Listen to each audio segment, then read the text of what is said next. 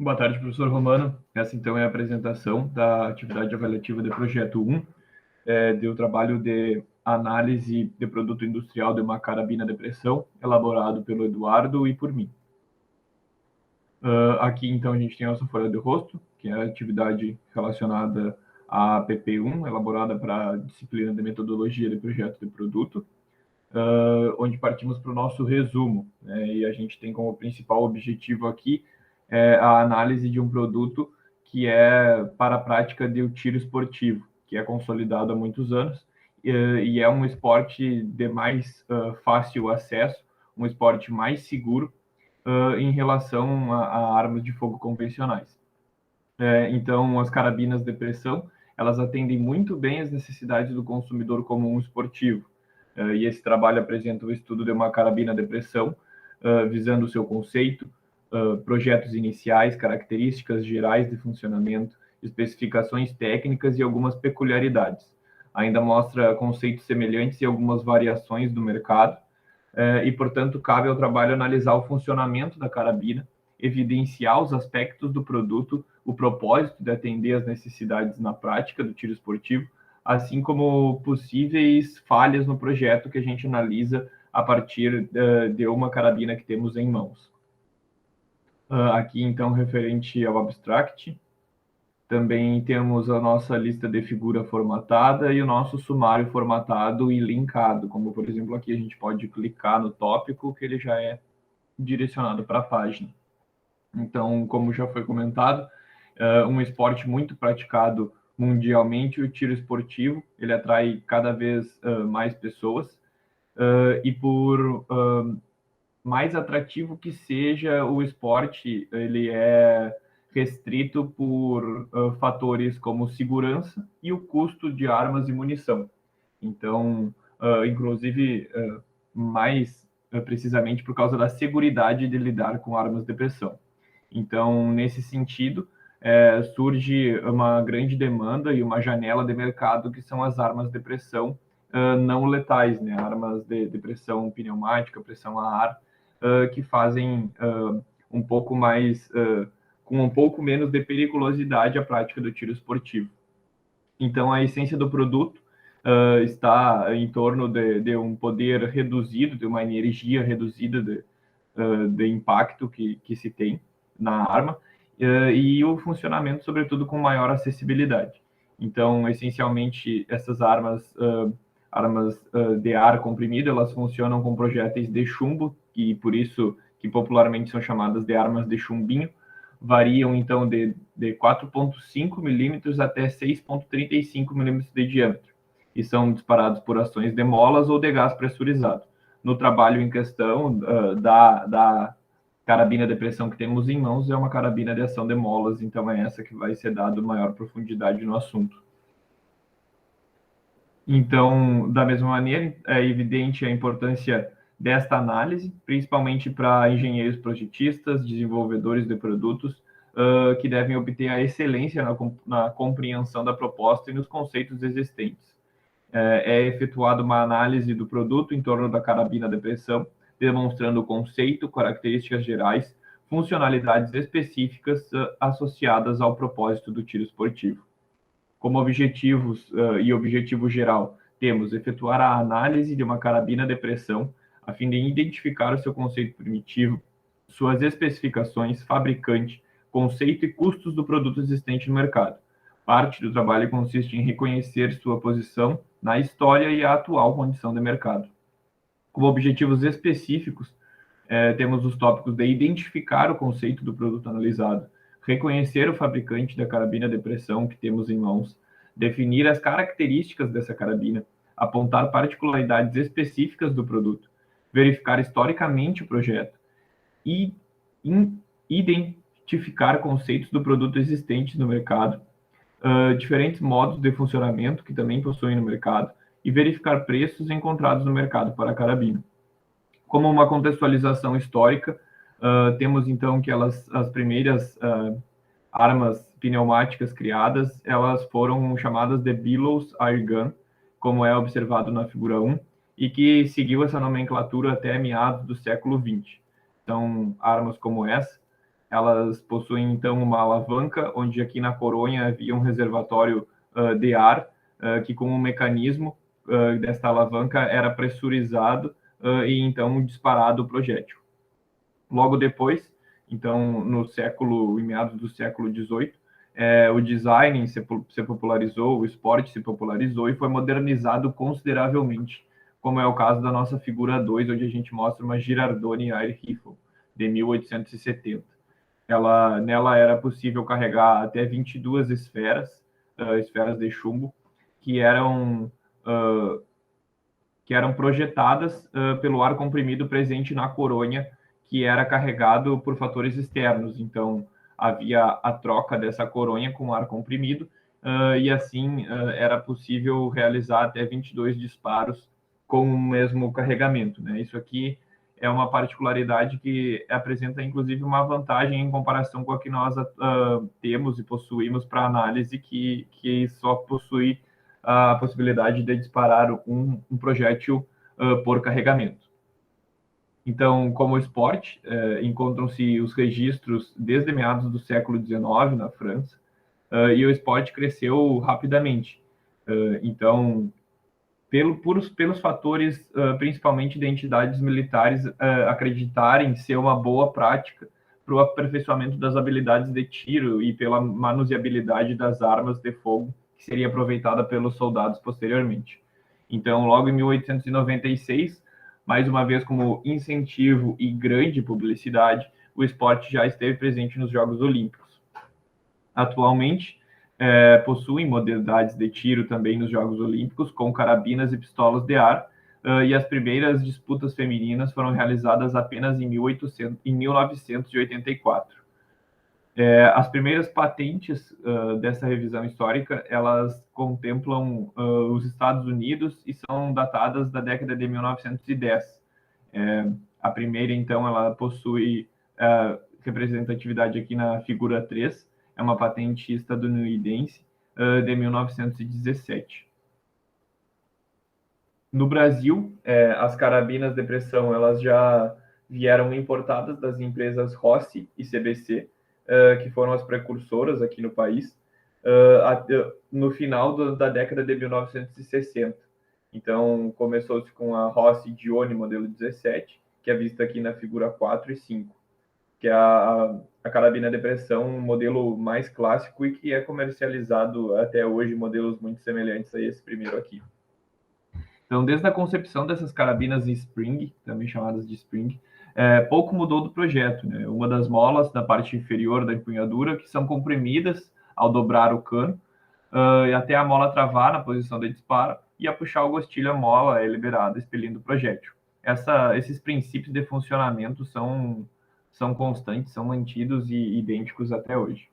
Como a análise do projeto industrial do produto que temos em mão é da carabina de pressão de ação Spring, com mola simples, um projétil que popularmente é chamado de chumbinho, e por isso também armas de chumbinho, desse modelo 5,5 milímetros de diâmetro, que equivale ao projétil de armas de fogo .22. O produto, como foi visto na figura 6, de fonte dos autores, ele foi adquirido em 2014. O fabricante dessa arma em questão, do modelo HT-80, é produzido pela Hudson Arms Company, identificado na figura 7, e importada pela Rossi Sport Lazer, por uma empresa brasileira. Ela é importada, então ela não é genuinamente brasileira, ela é feita no exterior e importada no mercado nacional. A Hudson é uma empresa fundada na Turquia em 1976 e é especializada em espingardas e armas de pressão. No Brasil, a Rossi é a principal importadora dos produtos dessa companhia.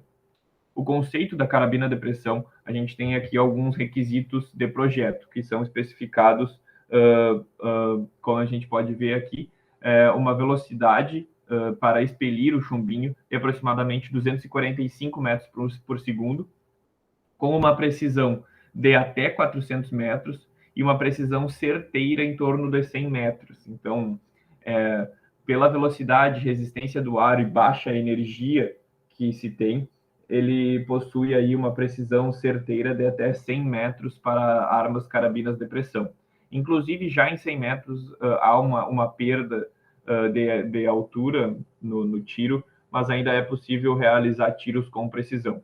Acima disso, a gente já perde gradativamente cada mais precisão, né? Então, a gente também tem alguns requisitos de cliente e alguns requisitos de projeto especificados aqui a seguir, né? Como, por exemplo, uma mola específica para armazenar a energia utilizada no disparo, um gatilho para liberar o acionamento da mola, uma trava de segurança que impeça o acionamento do gatilho, que é o que se chama de guarda-mato, né? Que evita acidentes esbarrando no gatilho, um conjunto de alça de mira e massa para a mira, né, mirar a carabina no alvo, que vai ser mostrado a seguir, e uma carabina mais resistente e mais leve possível para não se adicionar peso à arma, à mobilidade e resistir ao regime frequente de disparo e transporte.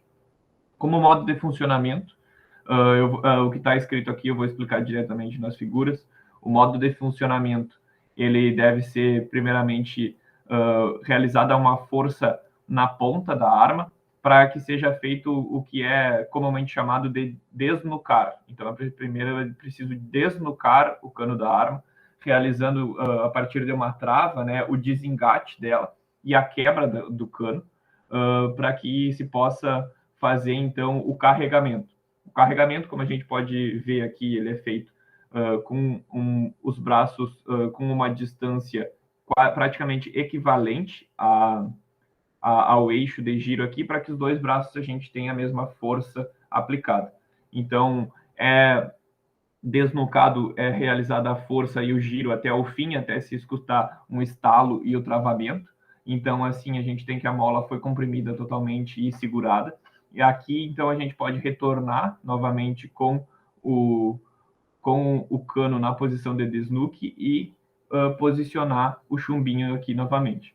Então, a partir daqui, pode-se fechar o cano, mais uma vez forçando para cima e fechando, fazendo a vedação aqui do sistema. A partir daí, pode ser mirado, liberado a trava de segurança e realizada a mira, como é mostrado aqui no manual do produto e na imagem da mira real da carabina com a fonte do autor. Então, as características da carabina HT80, como vista nas figuras, ela possui uma coroa de polímero oca, que foi destacado aqui, principalmente por, como a gente vai ver adiante, ela ter apresentado falha no projeto, na utilização do produto. Então, a coroa prende o sistema inteiro por apenas 2 pontos, né, que é um tubo soldado embaixo da ponta do corpo e um outro parafuso que fica junto ao guardanapo. Então, ela possui um gatilho que, quando pressionado, deve acionar o mecanismo de disparo e o ajuste do curso para o acionamento, como visto na figura 15. Aqui a gente tem todos os itens representados pelo manual da carabina. Aqui a gente tem o gatilho, aqui no número 6 a trava de segurança, e aqui no número 2 a coronha, que, digamos, é o corpo da carabina de pressão, que é o que a gente pode ver aqui, ó, nessa foto mais próxima do guarda-mato, que já apresentou falha. Então, esse aqui seria o ponto de criticidade do produto analisado, que deveria possuir ser reprojetado ou reanalisado pelo fabricante. Aqui a gente já tem um mecanismo do gatilho, que também possui aqui o mecanismo de segurança. Aqui a gente tem o trava de segurança, que segurança é o fator imprescindível para armas comercializadas, por mais que tenham baixo poder energético. E aqui a gente pode ver o conjunto corpo, mola e alavanca. Então, essa alavanca, essa mola, que é pressionada pela alavanca e que, posteriori, faz a liberação da energia e o disparo do projétil. Então, observando os defeitos da coronha, que foram indicados na figura 14, a gente pode concluir que a coroa não é adequada para o projeto, né? A força que é feita para o carregamento, para adicionar energia potencial na arma, ela é feita, como foi mostrado aqui na imagem na imagem do cano rebatido. Essa força ela é grande pela mola ser relativamente forte, mas o corpo da carabina não possui tanta resistência, que acaba falhando. Então, a força é completamente transferida para o parafuso do guarda-mato, que é o único ponto de fixação desse corpo, e acaba nesse ponto realizando uma ruptura da coronha, que é oca, né? Então a gente tem essa falha de projeto da usabilidade. Algumas especificações técnicas do modelo HT80 disponibilizadas pelo fabricante é o calibre 5.5 milímetros, o mesmo ponto 22 para armas de fogo, uma velocidade de expelir o projétil na ponta do cano de 245 metros por segundo, uma coronha de polímero, um comprimento total de 1 metro e 135 milímetros, e um comprimento do cano de 450 milímetros, com um peso que é relativamente grande, né, de 3,2 quilos. Outro fator a ser analisado no projeto aqui é o preço, outro, que a gente pode ver até aqui uma inflação que foi tida no período, pois ela foi adquirida em 2014 por R$ 950, em uma loja física, né? Comumente a gente teria que lojas online teriam um menor valor, mas aqui a gente pode ver que então a gente já tem um maior valor mesmo em lojas online.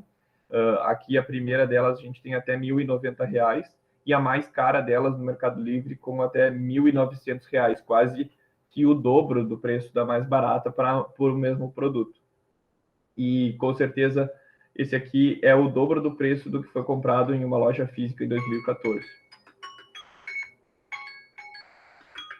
Aqui, então, já que estamos próximos dos nossos 15 minutos de apresentação, finalizando, a gente tem tecnologias semelhantes que também são desenvolvidas pelos fabricantes de armas para tiro esportivo, que também são armas pneumáticas, mas que são tecnologias semelhantes e paralelas às carabinas de pressão. A gente tem o sistema Gas Run, que é um braço pneumático que empurra o êmbolo num tubo de nitrogênio, então a gente tem uma maior eficiência nessa maneira. E também existe os PCP, que é Pre-Charged Pneumatic, também é comumente, modernamente usado, esse sistema é modernamente usado nas armas de Airsoft, no qual você precisa preencher um reservatório de ar comprimido através de uma bomba externa, e a partir desse reservatório de ar comprimido que é encaixado na arma, pode ser realizado até em torno de 14 disparos por câmara de ar. Então, esse é a primeira parte da nossa APP1, onde a gente realiza a conclusão nas próximas APPs e algumas referências bibliográficas e consulta de patentes aqui.